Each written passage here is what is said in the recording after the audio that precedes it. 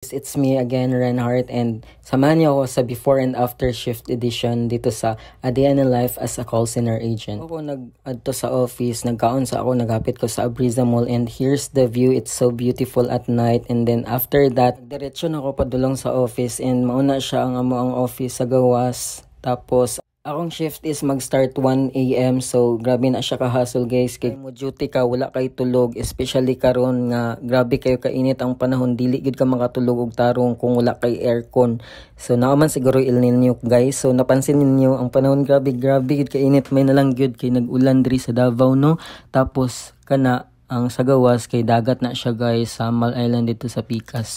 Tapos kani nag-withdraw ko kwarta kay syempre bayro nun na pud sa boarding house. Agoy dagko kay mga bayro nun, mga bills guys, kuryente, tubig, tanan-tanan. So dili lalim magtrabaho or magpuyo diri sa Davao nga wala kay kwarta. So I suggest nga dapat financially prepared gyud ka pag ka mag-move diri sa Davao.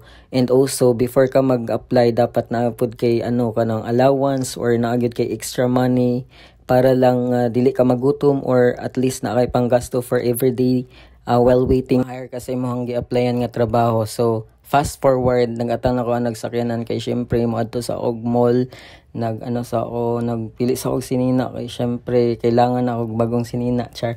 So mo na among gipili, tapos after that nag fit check na dayon ko na ako sa sulod dira na ako napili, pero that was actually taken a week ago. So pag human ako palit og sinina, syempre naglaag-laag sa ako, nagpili-pili sa ako dirag mga tumbler, pero I realize nga dili man day pwede ng mga ingana nga tumbler sa amo ang office, kay dapat transparent makita tanan.